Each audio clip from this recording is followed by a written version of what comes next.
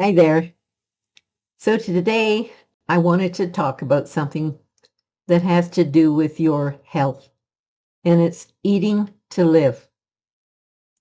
We know now that what we put in our bodies, the food we eat, determines how well we're going to do in the future, and that means your health.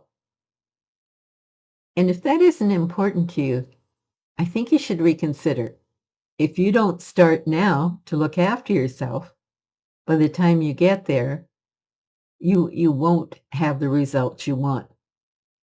So I'm encouraging you to think about your health, and because you may have people in your life that you love and care about, they have a right to have a person who is looking after themselves and providing a good example, because that's something you're teaching your kids by example.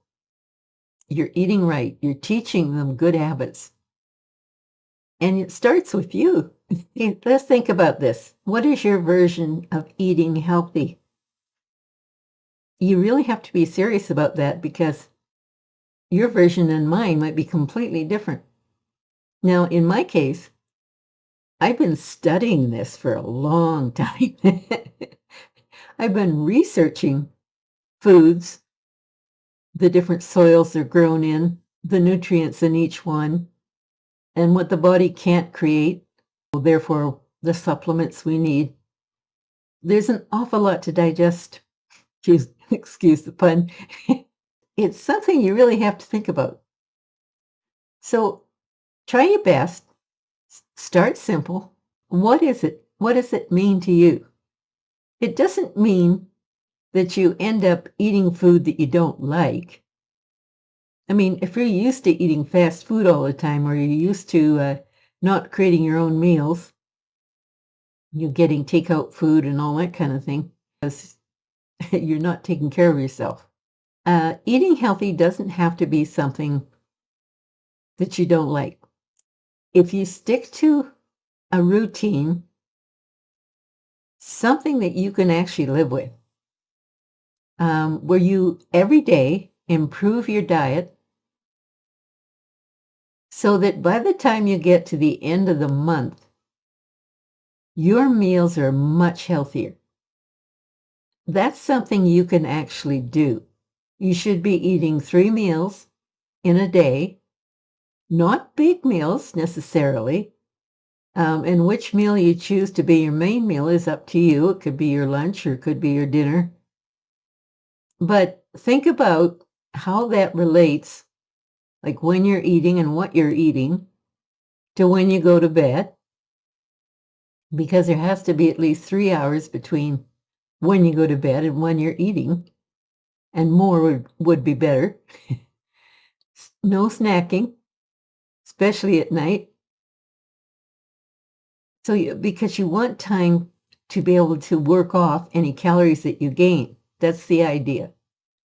Think about a breakfast that you could eat, say, every other day that is healthy. Maybe a chia pudding that you put together with fruits and that kind of thing, or some oatmeal or something like that with fruits and nuts. And you got the internet, you can look it up. Look up some healthy meals, what you would be able to, I don't know, enjoy on a regular basis, and then change it up a bit, make it more palatable. And then think about, if you've made the main meal your lunch, for example, then it has to be more substantial, and you should be cooking your own meal. Now, if you're going to work, you can make the meal ahead of time and then take it with you to work, and then, of course, you can heat it up. Make your own meals and take them with you, because you're going to be saving money. You know the nutrition is there, and you won't be tempted to take all these little snacks and things that you get in a vending machine or around the corner at the fast food place, because you're hungry and you didn't pack anything. Be your own best friend that way. Think about it the night before. Okay. And then for your dinner, I would suggest something. For me, I do a heavier meal at lunch, and then at night I do a lighter meal. And the reason I do that is because it sits better, it digests quickly, and that means that I'm going to have a longer period of time between my last meal and the meal I have in the morning for breakfast. And that's extremely important because that allows your system to use up everything that it's taken in all day, and you start with a fresh plate the next morning. And it makes a difference for your energy. It makes a difference how you feel. If you have a breakfast, pardon me, you should be eating a breakfast, and it should be healthy. Don't leave it and then halfway through the morning get hungry and then eat something you shouldn't. I mean, that's just, you should know that. You should be aware of that. So take it to heart. Really work on this. This is important. This is probably the most important thing you can do for yourself.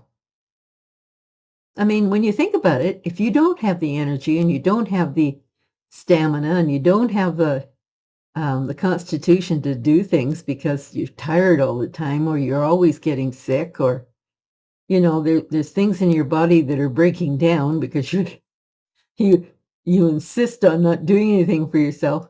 It just doesn't make sense. Why would you want to be in that much pain later in your life when you all your habits are starting to let you know you made the wrong choices? Start now. Start now to look after yourself.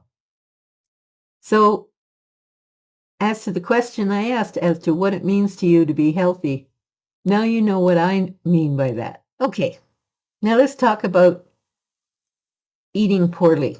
Know that there are choices that we can make when we go grocery shopping.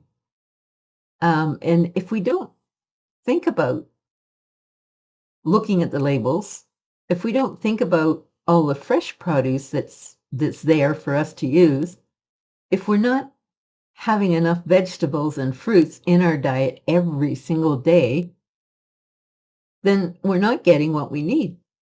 Then look at what you can afford and see how that goes. Start trying different things. And you can buy in bulk things that you know you'll eat. If you're worried about paying for food, the last thing you want to do is waste it. So learn how to put it in the fridge properly and preserve it so that it will stay longer. And then think about the different ways you can use it to make meals. And usually there's all kinds of things you can do when things start to go a bit, like your veggies are starting to look a little, ragged, they're wilting, etc. Well, then put them into something else, like juice them, freeze them, so that you can throw them into a soup or a stew. There's all kinds of ways not to waste, and then never throw anything away. Again, use it up. You'll be very proud of yourself. Let's talk about the list of foods that you should avoid. I think most of us know what they are. Fast foods. Yep, there's all kinds of fast food restaurants out there for a reason. But the trouble with that is all those things that you think you're tasting are artificial. They're not real. So there is nothing really redeemable in fast food for you. Packaged food. There's a certain number of packaged foods we do have to eat. But in general, packaged foods have a lot more ingredients in them, things like additives, things that we do not need in our system. In other words, if it doesn't, isn't created in nature, then it's not natural. So read the labels, find out all the extra things that are in it. You want food, if it's packaged, to have simple ingredients. For example, I eat a yogurt that has 3 ingredients in it. You don't need all that sugar. You don't need all the rest of it. And as far as fruit goes, the fruit that they put in it, there's so little of it, you're not really getting the benefit. Use real fruit, buy real fruit, add it to what you're buying. And that makes more sense. And it will cost you less. Sodas. I'm sure that Pop has been around for a long time, but I would suggest water because water will do you a lot more good than anything you'll ever find in pop. It's so full of sugar. You should be eliminating it from your diet. If you really want to have something a little different, and start making your own herbal teas and things like that. And you can throw that in the refrigerator in the summertime and make it a cool drink. Sugary products. Sugar is in just about everything these days. Sugar has become the enemy. It's not natural in the sense that it's been refined. It doesn't come in the natural form that you would find it in nature, like sugarcane. It's been reduced down, refined. Every time a manufacturer takes a good product and then boils it down, refines it, adds other things to it, you're changing the nature of the product. So, for example, let's say that you want to have a glass of orange juice. Orange juice is not good for you, and sure, oranges are good for you, but orange juice has been processed. When you eat an orange, you're eating the pulp, you're eating it in context. In other words, all of its natural parts are there. So you can digest it naturally. It's the way nature meant you to have it. So every time you drink it in a juice form, you've taken away all of that benefit.